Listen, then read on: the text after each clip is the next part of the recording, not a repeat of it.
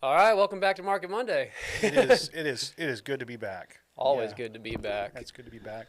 It's a little nippier today than it has been. It's like 50 It degrees, is a something like little that in the nipply 40s. out. Yep. But I prefer Might it. boost our views. Yeah, you think so? Oh, Yeah, people, maybe. yeah. Maybe. It certainly can't hurt Yeah, them. exactly. So So we got some interesting topics today, but before we get into it, how's the weekend? I had a good weekend. I went out. I was intentional about going to open houses this weekend. And so I'm chewing gum, which I normally don't do. Hopefully that's not obnoxious. But I guess we'll um, find out. So anyway, I went out and I looked at some properties kind of in the $250,000-$300,000 range, and had good conversations. Seems like there was like some activity, and it was just kind of nice being out talking to people again. Yeah. Then I went into looked at $1 million property. I think it was in Waldo somewhere, and it was. The art in it was like the coolest art that I've ever seen. Like I asked the agent if it had been staged, and she's like, "No, they've had some advice, but it's their stuff." And it was super cool all the way through. Really? Yeah, and so it was like again $1 million property, so it was nice, but it was like not. It was all the updates, everything to it was like super tasteful. Okay. Yeah, it was really cool. Like that's I'm like, man, if I wish I could buy $1 million property. Yeah, right. And so then I was like, okay, well, I'll step up my game. And so I went to this house. I think it was like 2.5 million or 2 million right on like Ward Parkway, and it was just, it was beautiful. I'm not hating, but it was just like, man, I could for a $250,000 house, but the ability to like pay 2 million, I could do a lot of traveling. I could do a lot of other For things. sure. Yeah. And so then I went to a $2 million house in Mission Hills, and was like, it's like each step I was kind of let down more and more by it. Really? Yeah, I was just, and so I think, at different stages in my life, I have felt like I've needed more than like what I do. But I got to thinking, I was talking to my buddy John, and I was like, okay, so somebody went into this $2 million house and is like having to listen to their spouse be like, I told you we can't find anything on their 2.25. And I just thought, what an interesting thing that right. that like you cannot be content. That's first world problems. Yeah, and it happens to us all. Like I can't live without F1 TV now, right? Yeah, right. So it all happens to us at different levels. But it just goes to show that in our market right now, Kansas City is like still a super great value. Like there were multiple properties that I looked at and I walked in and I was like, man, Jessica and I could like make this work, Yeah. And they were all $300,000 and less. Yeah, dude. And so, Well, it's funny you say that because, I'm in and out of houses all the time, right? yeah. Not a ton over, no $1 million properties or anything yet, but I walk through some of these houses that are like, let's say 500 plus. And I'm like, man, like this is a really nice house. Don't get me wrong. But I've seen a lot of $400,000 houses and $350 houses that like I would prefer to actually live in. Cause I feel like, we want more space and stuff. But at the same time, it's like you can start to get over the top where it's like, even if I had all the money in the world, I don't think I'd buy, this style of house. If I had all the money in the world, I might have one. I'd probably, someplace. yeah, right. Yeah. No, I think I'd have a pretty baller house, but I don't know. Just like, I don't know. It just depends on the house, right? Like there's some pretty baller houses up in like Briarcliff off the hill, yes, like downtown. Yes. I'd drop a couple mil on that. But the thing that was interesting, and this goes to show, I think, the importance of staging as well. So the $1 million home that I went into, and again, it was in Brookside area, it just felt like a place that you would live. Like it was, and it had been cleaned up clearly, but Right. they were still living there, and it just felt like a place that you would Homey. live. Yes. The other two properties, you're just like, what? Were they staged or not? There were clothes in the closets, but I don't know how people live in Yeah. $2.5 million property. You know what I mean? Right, yeah. Like, because it's not a homey warmth. At least, there can be $2.5 million properties that do, but like this particular kind of like modern style, contemporary I'm not a huge thing. fan of that style. It feels cold to me. Yeah. Yeah, it's just got a certain kind of like weirdness, like sort of like, I don't even know how I was telling John, there's just like I don't know if you're familiar with the fall of the Holy Roman Empire, but it's got a certain vibe of the Habsburgs. Like it just doesn't feel like a home. But to some people it No, probably yeah. does. And It maybe reminds like me. if I'm making millions, then this Yeah, feels your like taste home. will change maybe. Yeah. Reminds me when I saw pictures of like Kanye West's house. Have you seen that? No. Everything's just concrete and like it's just so. I'm like, he lives there. You know what I mean? Like, So if you want to get like really philosophical about it, like, as your means, like, Kanye's got more money than he's ever like, no worries, right? Right. He's set, right? So when you no longer have any worries, what do you prioritize? What do you care? Like, not like I just give me a block, just give me four walls. yeah. You know what I mean? I don't need Well, that it stuff. is weird how your perspective changes as you make more money. I feel like, and kind of what we're going to get into today, right? With the whole like why do we get into real estate? But I remember back whenever I could know, okay, I'm going to work 40 hours a week and I'm going to make this much money, and then my bills are this much, so I'm going to have $100 left over after all my stuff is done. Like something about that, like you want what you can't have, right? So I'm Yeah. like, oh God, I only got $100 left over. Like, oh, I want to go buy this new car. I want to do this, and I can't, right? So now you Yeah. really want to. As your means increase, you start to realize that stuff, it's nice to have, but it's not like it doesn't make you any happier, or like all that type of stuff. So it is weird how your perspective changes on that. Yeah.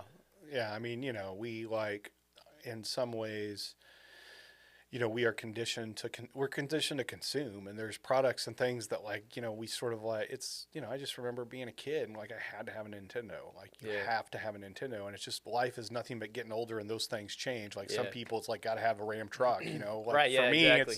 it's I mean I don't know what it is. It's probably the ability to just get coffee every single day whenever I You want need to. like a really fancy espresso machine. I or don't something. though. I do not want to put any labor in it. Part of the joy of it is just being handed the cup and like Okay, sitting down yeah. and like just There you being go. able You want to to. be able to give fat tips to your baristas.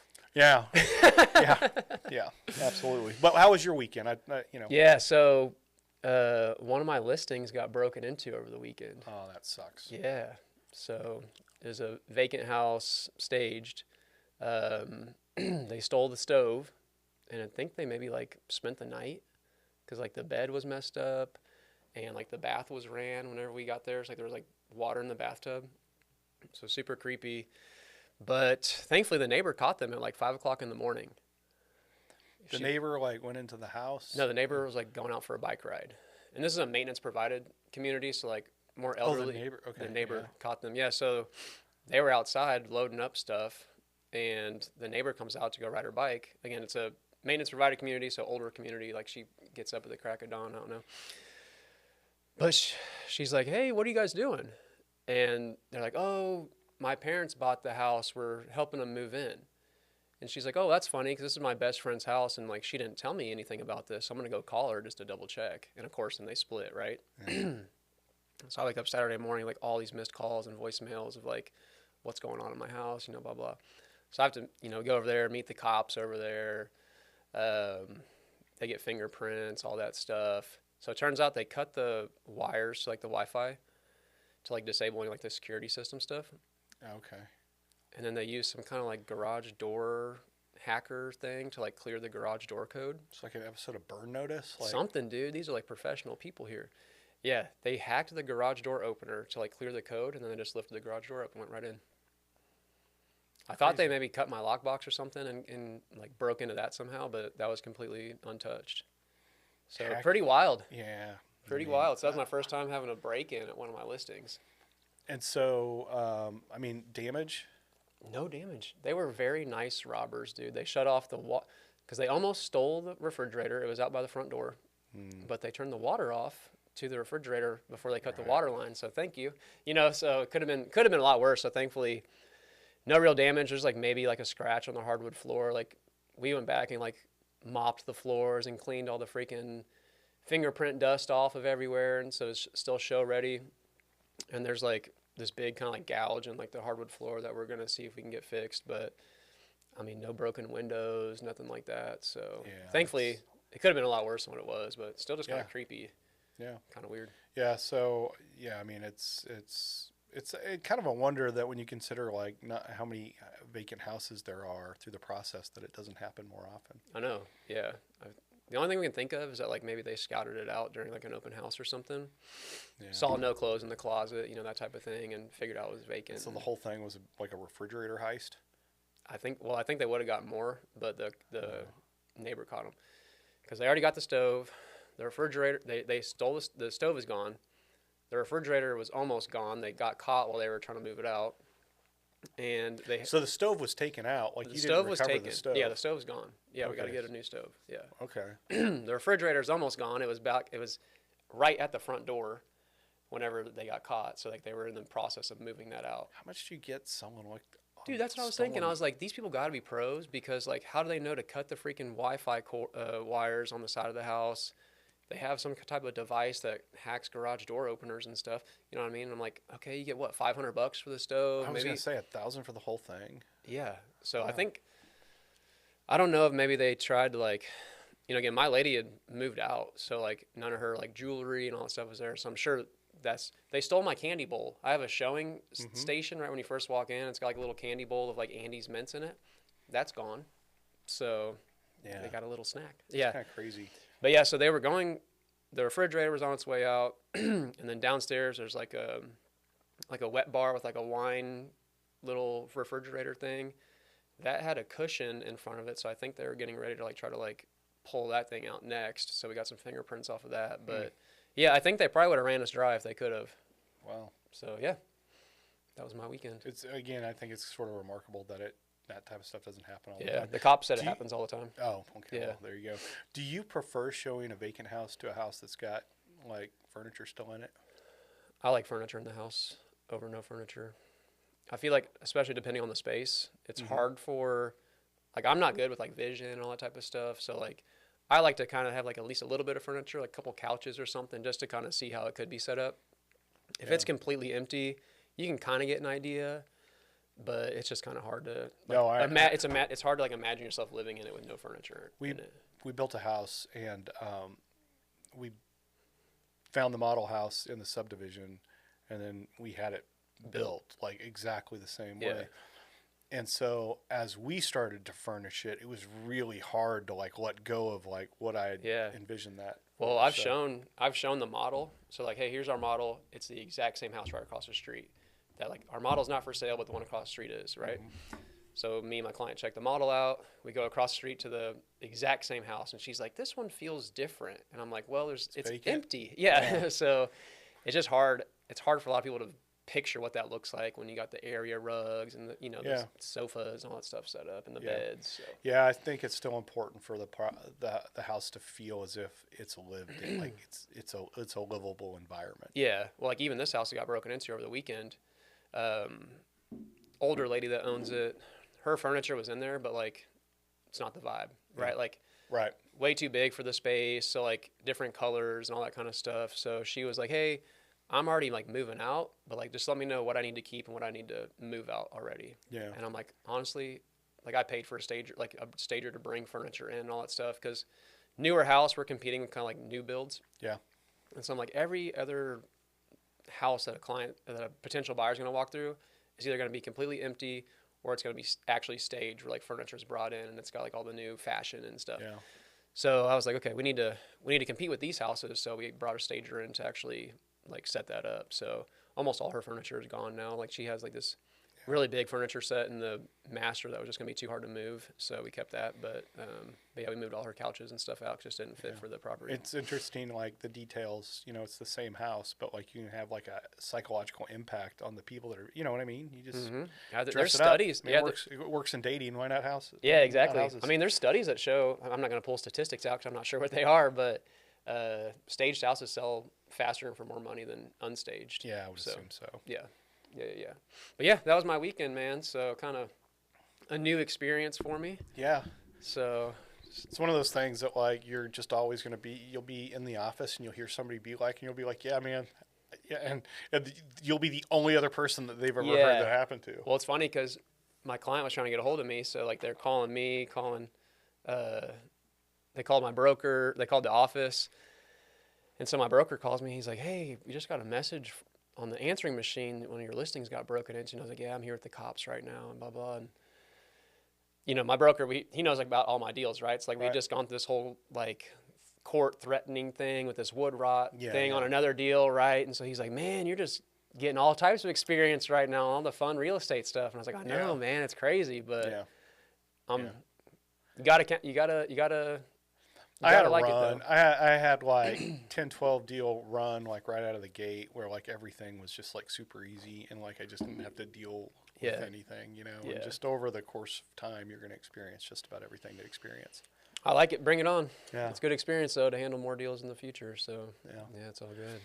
All right, you want to dive into our little topics that we got going Yeah. on today? Yeah. Okay. So I see you brought a little sheet with you. yeah, I mean, so are you one? So we were talking about why we got in the business. Mm-hmm. Want to start there? Yeah, our origin story. Okay. So what's your origin story? What's my origin story? So I was thinking about this last night. Like, why did I really get into real estate? Like getting clear on it, and I realized that like I've always had a dream of freedom, time and money, right? And I remember a long time ago, like on these forums, right? Like financial freedom forums, like how, you see these like blogs where it's like the people retire 35, Yeah. right? And like how the F do they do that? And like, it turns out they're just like super, super frugal. Like they like literally are like counting pennies on every single thing they can Yeah. and like trying to invest as much as possible in the shortest amount of time, so that way they can start living off like the dividends and stuff, right? And so like I tried that for like 2 seconds, and I was like, this sucks. I was like, dude, some of these forums, dude, I was on were like, Yeah. sell your car, only ride your bike. It costs this many cents every time you start your car up for gas, and blah blah this stuff. And I was like, oh yeah, I'm gonna do this, and I'm gonna retire at 35. And I was like, especially like if it's not just me, right? Like you got your wife trying to do it too, and it's like there's no way that's gonna happen, right? Yeah. And so then I was like, okay.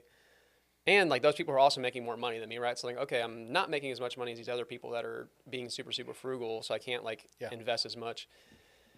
And I'm not being as frugal, right? So like, okay, so I'm like, okay, I really got to increase how much money I can make, right? Yeah. So that's whenever I started doing the whole side hustle thing, right? So like when I was training, it was like, okay, I'm gonna do some online training on the side, Yeah. right? So I started to do all that, but the company I worked for was owned by a pretty big corporation, and we have a non-compete, right? So then I wasn't even allowed to promote any of like my side hustle training stuff because then it interferes with business going to the gym, right?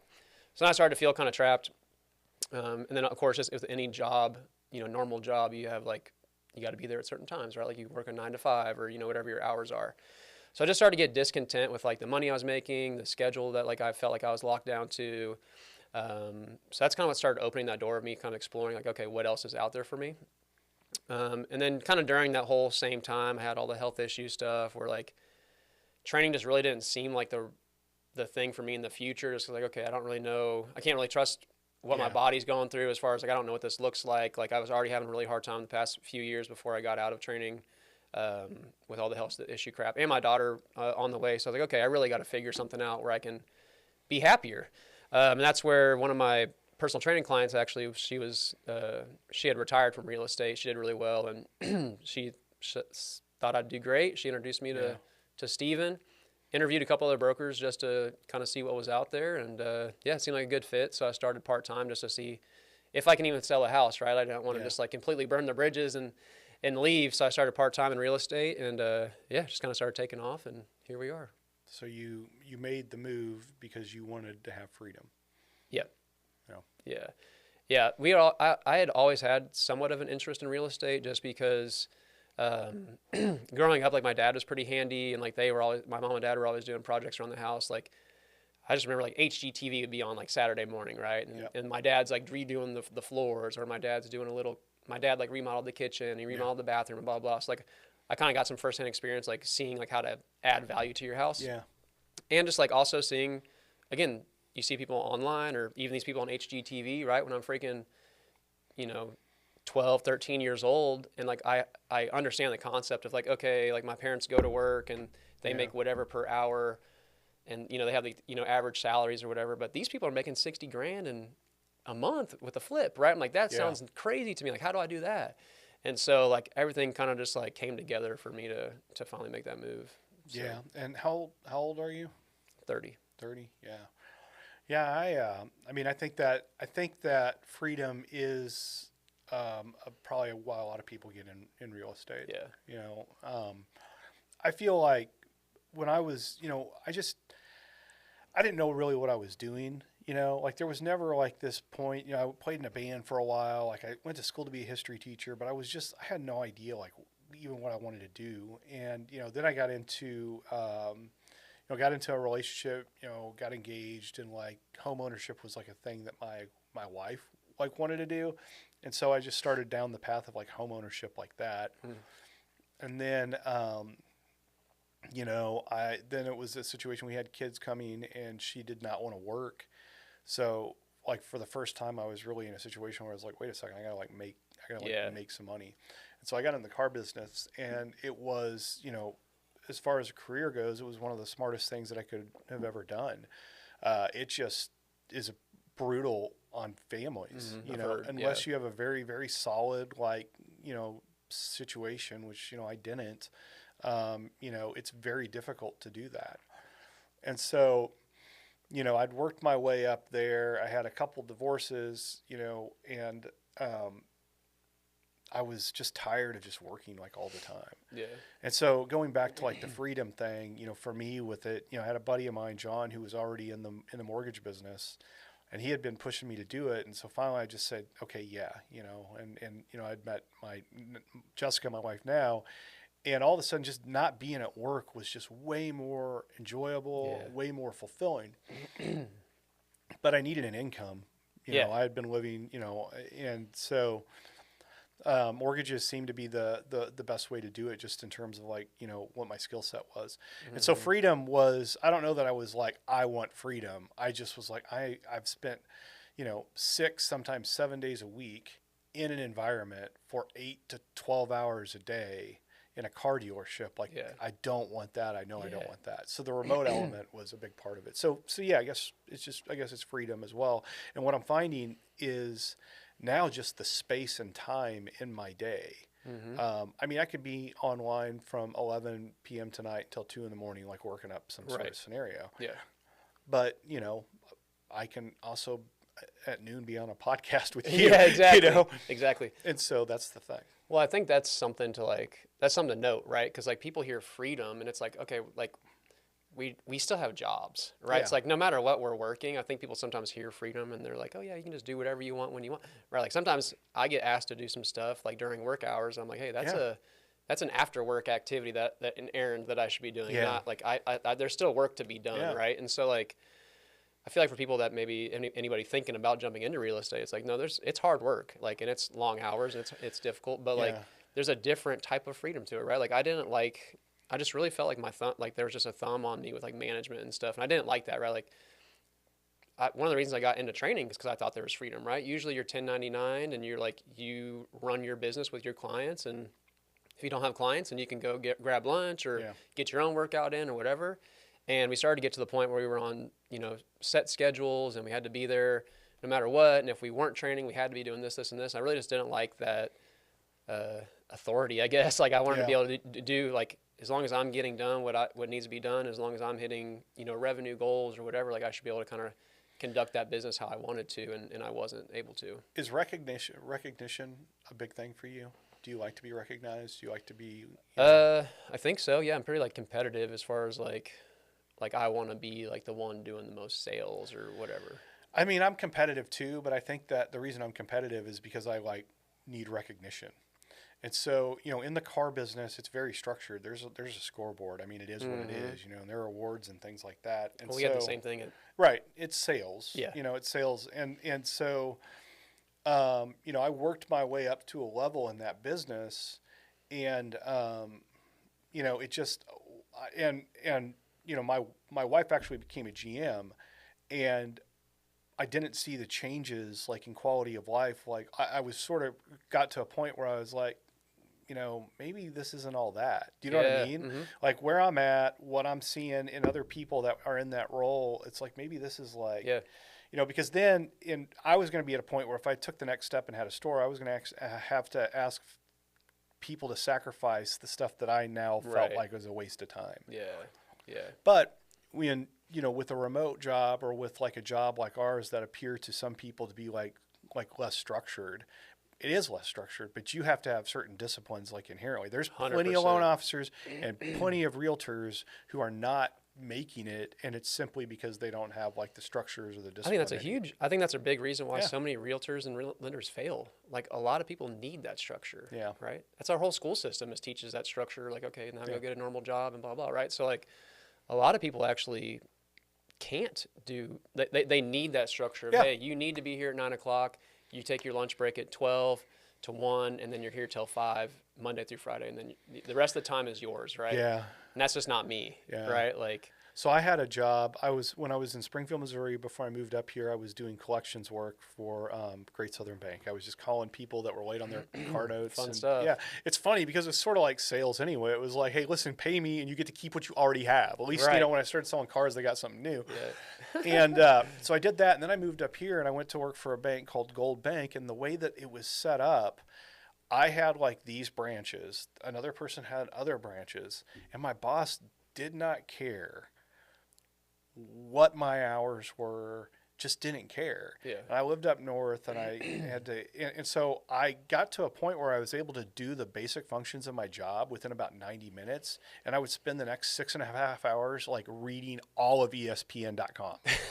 Do you know what I mean? Like Yeah. and he didn't care. Like Yeah. my numbers and stuff were trending, and that was sort of like an insight into like, wait a second, Mm-hmm. I mean, I'm going to lunch with two friends. I'm leaving an hour lunch with somebody and going to another hour lunch because it didn't matter. Right. And so I lost that immediately when I got into the car business. But when I got into real estate or doing this, some of us are good at things that require different time restraints, Mhm. Yeah. I think you just got to be wired a little different. Well, how many people just want to be told no all the time? yeah. Do you There's know what a I'm saying? huge rejection Are you, part of this. you know what I mean? Yeah. That's like something that like that's a tough deal. 20 years in sales, and I still sort of wince every time I go into an open house. My heart rate spikes. You're It's like, no different. yeah. It's like- and so this Please time, like me. so here's what I didn't. Almost didn't go because I didn't have my little bags made, and I was like, I don't need the gimmick of the bags. Like at this point, if like Kansas City doesn't know that the gimmick is just me, like Yeah, like, right. it's, That's funny. so I just. It was Just went anyways. yeah, it was nice and it was enjoyable. But again, we don't have money coming at specific. You know what I mean? It's just Yeah. it's all give and takes. Well, that's another fear factor thing for. Yeah, but like salespeople, they'll complain. We'll complain about commissions. We'll complain about how we get paid. Mm-hmm. But like when we're cruising, we're like, yeah, this is This is sweet. why yeah. would you do anything else? Yeah, exactly. Yeah. So, yeah, that was really the reason why. I mean, and when I was doing it, I wasn't like, I need to be free. You know what I Yeah. mean? Like, get off of me. But it was more so just like it's like I knew what I didn't want, right? Just like you said, right? So, like, I knew I didn't like the set schedule that I had, or that, Yeah. like, hey, you have to do this way at this time type of deal. And I knew that, whatever you don't like, you usually want the opposite of that. I was like, okay, I want to be able to work when it's free for me, right? Like, Yeah. if, like, let's say, like, last week, my wife and daughter were on spring break, right? Yeah. If I was still at my normal job, then I'm missing that whole time. But we got to go to, like, the Rabbit Hole in North Kansas City on, like, a Friday, whatever. Like, we just got to go because I can still get my work done outside of, like, whatever hours I need to get it done. Yeah. So just having that flexibility and freedom. And I think that's what a lot of people want. It's just difficult to actually make that happen. And it's kind of scary to make that happen, too. Oh yeah, and that was when I was talking about the recognition, like no longer being like in this culture, in this like known commodity in this business, like having to sort of start from scratch. That was really intimidating. Were you scared to switch from car sales to lending? Or? Yeah, I was, but I also was like, if this doesn't work, I can go right back. Like That's exactly what I thought with training. I mean, I think I'm known to be pretty good in that business, and you always need people in sales, and so. And, Jessica was like super, super supportive. And it was just like, if I'm ever, and I remember thinking Xander at the time was considering what he was going to do after school, if he was going to go into the Coast Guard or whatever. And I remember having conversations with him and it was me thinking, okay, I'll blow this up and I'm going to show him that he can. And so there's been plenty of times like his experience in the military and the Coast Guard has like sort of like reverse like motivated me. Oh, really? From like, yeah, because it's just, as rough as this phone call may be that this person doesn't qualify, like I didn't just spend 8 weeks getting yelled at by somebody in basic training. Puts it in perspective. Yeah, Yeah. puts it in perspective. There's something I was going to say about fear. Oh, if lending didn't work out, you could always go back to car sales, right? I thought the exact same thing with training. Like that's why I started part-time. I was like, okay, I'm going to keep my day job. I'm going to see if this real estate thing works out. Like, let's see if I can even sell a house. Yeah. Right. And then, and I think this is the goal with any side hustle, right? It's like once a side hustle starts doing better than the day job, that's when you know it's time to, especially with me, because like being kind of like the breadwinner of the house, like, you know, the one that like provides, you know, most of the finance stuff, it would have been a very scary thing for me to completely cut training off and jump right into real estate. And I've seen that happen. Like I've seen agents here that I saw an agent here that left a 6-figure paying job to jump into real estate, completely bombed it, dude. Like never sold a house, like severe mental like depression because like here he was over here, you know, like he was the man, like he even, this is his words, like I was the man of the house. I was providing for my family. I left a 6-figure job over here because I thought I could do it over here in real estate, and like ran through his savings, never sold a house, like wrecked his mental health, really. Like it was sad to watch. And so that's why if I talk to somebody that's thinking about getting into real estate, you don't need to start full time, right? Like what? How do you feel about that? Do you feel like? No, I mean real estate is. I mean it's the ultimate side hustle. It's 1099. Like your employer, like you know your employer's. You're paying your employer for the ability to work there. It's like a pretty good deal. Yeah. You know, so for me it was a little different. You know, I was going. It's a little bit of different structure, right? But I was, you know, I've been commissioned for a long time too, and the other thing is I'd had two people that two good friends of mine that I knew from the car business that were very good in the car business, and they were very good in mortgages, and I knew that I had that skill set, and I felt like personally I would work harder than they would, and I'd seen their successes. So it's like, you know, listen, I think I'm going to be able to figure this out. Yeah. And we did. I mean, we saved up for it to make the transition, but I mean, April 15th of 2022, race just started like going up. You know, I walked 2, and after that, it was just like it's just been a slugfest. Like, I mean, with this month, March, I've done 9 deals. March of 2022, I did 9 deals. And so it took me 3 years to get back to where I was. You know. Yeah, makes sense though. I mean, with the rate situation, you know what I mean. But I will say, I mean, we like, you know, Jessica and I, like, we were, I mean, the whole time we're cutting, try to like, there were plenty of times I looked at stepping back into it. Mm-hmm. You know, there were plenty of times I suggested, oh, I got a buddy who's doing Uber. Maybe I should be doing Uber. And she was always like, stay focused on like the main thing. That's awesome. And so it's super helpful that I had a cheerleader, you know, who was also like giving me the most amazing meals I could eat. There you Do you go. know what I mean? It's just my support system in that time was more than it had ever been. Yeah, that's good. And so, but it's so it's different. I think real estate, you know, because I've known plenty of people that have done what you've done, which is go from part-time into full-time. Yeah. I think most people that are doing it would tell you, hey, you got to go in 100%. Well, that's a lot of the advice you hear is like, hey, real estate's a full-time gig. If you're going to make it in real estate, you got to jump in full-time. Yeah. And I would say, yes, to do it at a high level, you do need to be full-time. But when you first start out, you're not doing it at a high level. You're trying to just do it at all. So you know? I think also there's something to do with like your age and like my age. So like when I was in high school and just out of high school, I had like 4 or 5 different like sort of jobs going on in any given time. What I did was I officiated youth sports, all right? Okay. So I might be 2 nights over here at the Y doing basketball. I might be 2 nights over here doing like baseball. I was like sort of like all over the hustling place. around, right? Yeah. You know? And I think that, you know, I've spent like years like doing like one job. And so the idea, because I even looked at getting certified again to do basketball. That'd be cool. Because I'm like, I enjoy calling basketball. It's good fitness. You know, Yeah, and that'd like, be fun. I'm not emotionally attached to anybody. It's just like, that's a foul. Yeah. And I thought, hey, this will help tide us over. And then I just could not be motivated to go out and do that. Now I could make hundreds of phone calls. I could sit in front of the computer and grind when I was doing the online lending. Mm-hmm. But I could not be bothered to like go do something, you know what I mean? And so I think as I was older, the idea of actually having 2 jobs, just, I wasn't going to do it. Yeah. Do you know? I hear So you. for me, you know, I just had to end that and move on to this other thing. It seems like I've always had 2 jobs. Yeah. Like, cause But I think that's more common. The younger yeah, people are. for sure. Yeah.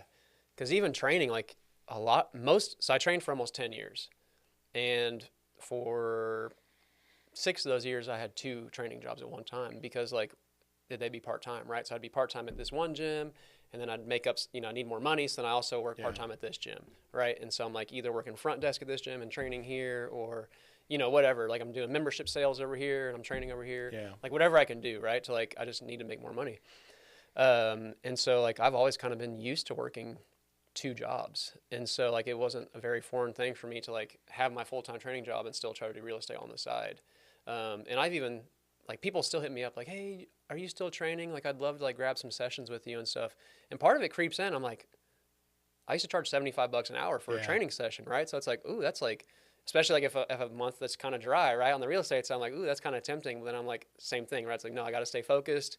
No. I've done that before where I'm doing training in real estate, and anything that I'm doing that's not real estate, like really drags down like my capacity for real estate. So, well, that's why I think I'm for my podcast, it's so much fun because all the activities associated with that are literally exactly what I do to grow my business as a loan officer. Yeah. So I've got this goofy thing where I can just be doing that, but I'm still feeding this other thing. Exactly. So it's just, I've just kind of fallen into this scenario that is just, I love it. I mean, I'm always working, but I never feel like I'm working. Yeah, 100%. Yeah. Do you have any tips for people that are maybe not happy with their current job and want to get in, not even real estate, but just any type of like entrepreneurship, right? Like anything where you're like out there on your own trying to get it and make it happen? I mean, I'm not like completely comfortable with like the idea of just like entrepreneurship, because again, I am a W-2 employee. Do you know what I mean? Yeah, but you still have, but you have your own personal brand and your own like business in a sense. Like I get feeling unfulfilled.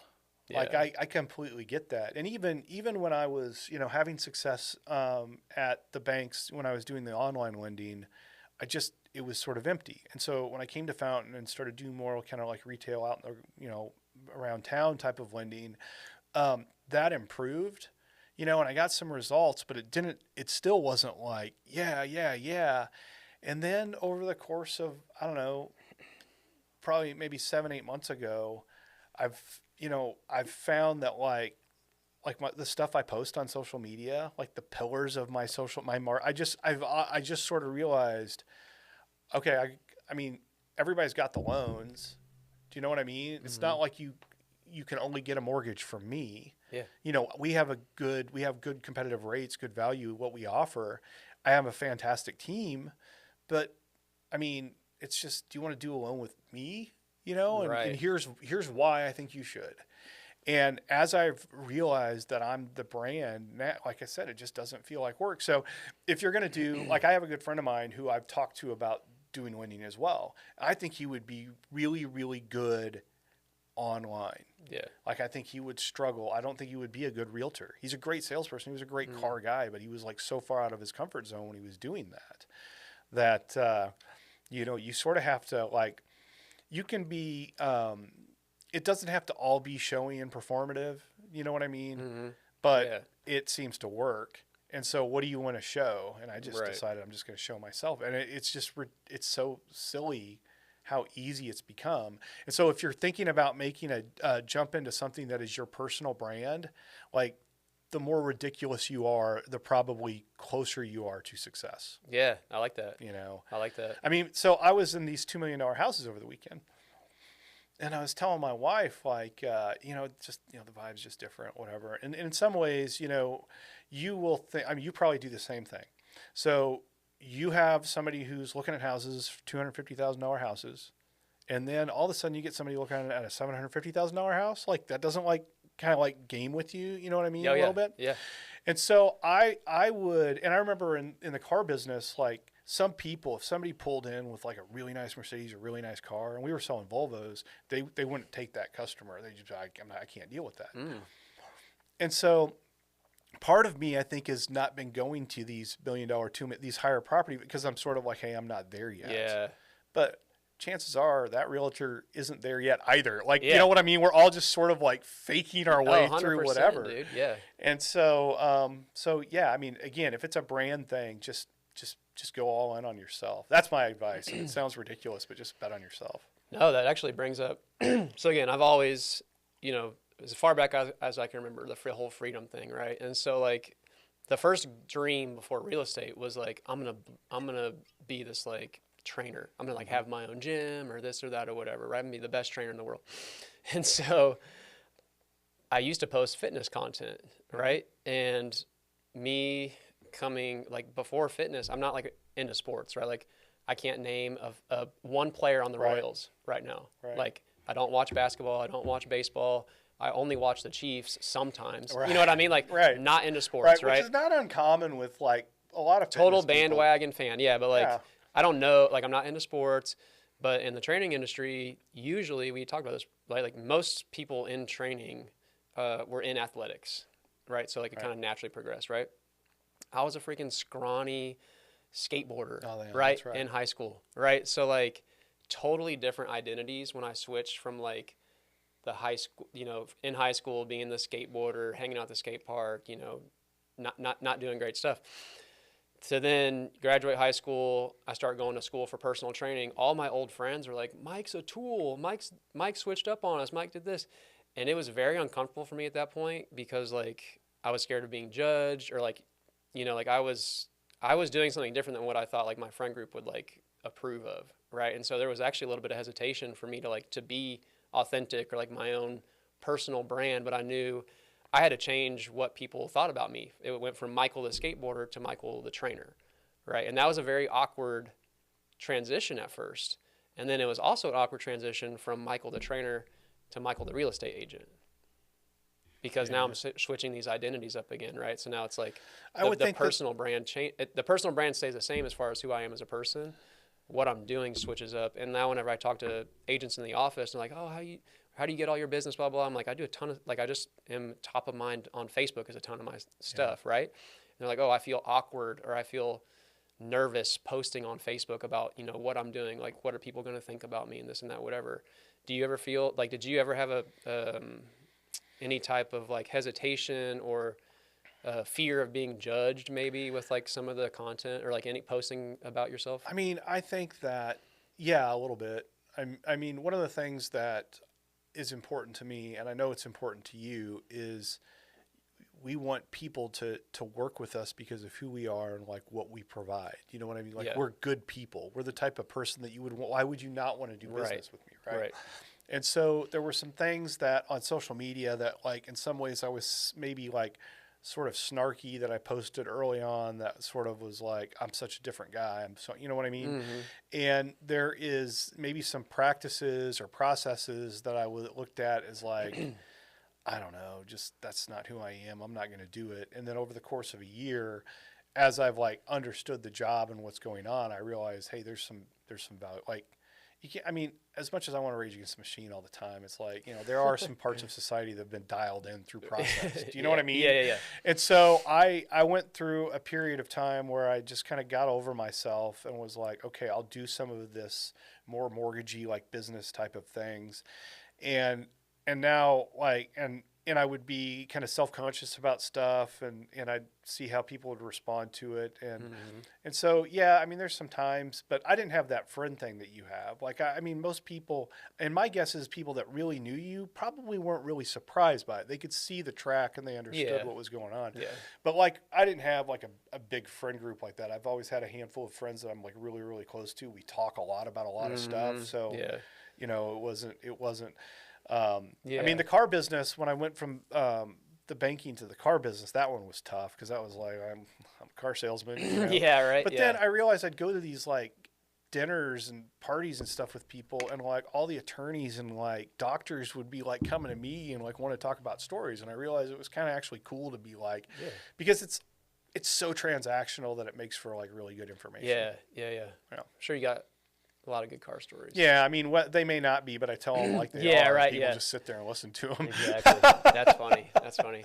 But yeah, for me, it was like, I mean, there's like a community. There's like a skateboard community, right? Like all the people at the skate park and this and that. So like, you couldn't be like swole and skateboard at the same time. I kind of like, to be honest, I was never like super great at skateboarding. Like it was more like that's like we were hanging out, right? Like, I mean, I'll beat you in a game of skate, but like,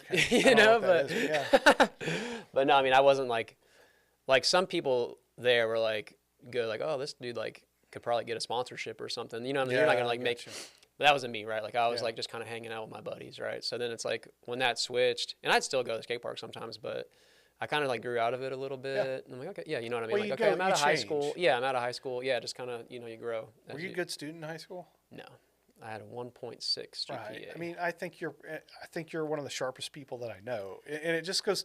You think about that because I look at it with my kids too, and I'm like, and I worry. I want them to do well in grades and stuff, but I also sort of am like, I know a lot of people that I knew from that then that are very successful in ways I never would have imagined, Yeah. and I know some that were you thought, oh, and they're not. You know what I mean? So Yeah. Well, high this school, whole you gotta thing, survive. yeah, like this whole freedom thing You know. has like been in the making since like middle school. Like from the get go, like I've never done good at school, and not because I couldn't, I didn't want to, I didn't care, right? I'm like, again, probably not the best like mindset. Like going back now, I probably should have tried a little bit harder in school, but like why do I?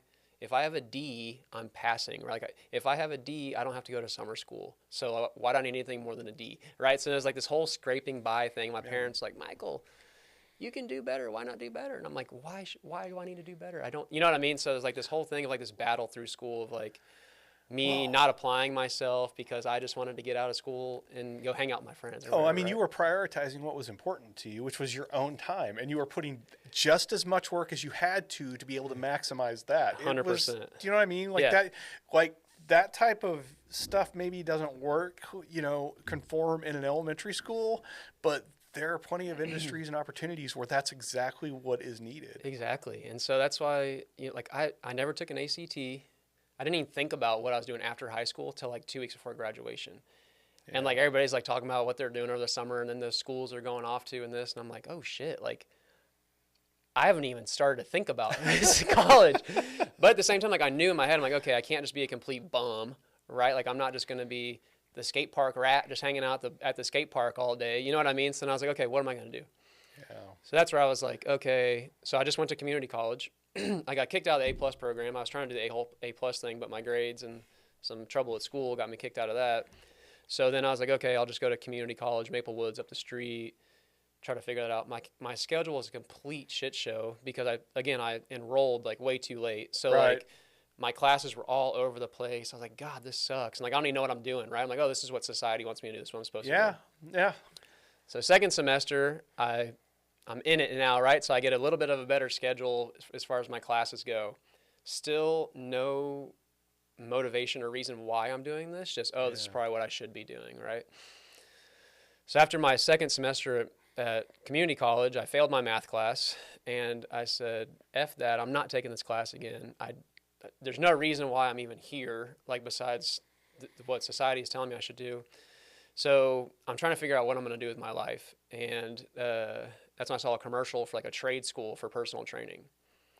And I was like debating, I was like, okay, do I do another semester at Maple? Do I just drop out and just go, I think I was working at Quick Trip at the time. Like, do I just like, you can actually make good money at Quick Trip. So I was like, do I just do Quick Trip? And I was like, I don't want to be taking out trash, all that stuff. So I was like, no, I can't do that. I was into fitness at that time, just going to the gym, hanging out, like that was kind of where like I was having fun with my friends and, making progress and stuff. I'm like, oh, maybe training would be a great thing. So I went and checked out the whole training thing. And that aligned with my goals as far as like, okay, because I was like, okay, as a trainer, you set your own schedule. You do the whole sales thing. You get your clients. You work with your clients. And your whole job there is to get and maintain clients. And I was like, okay, I could do that.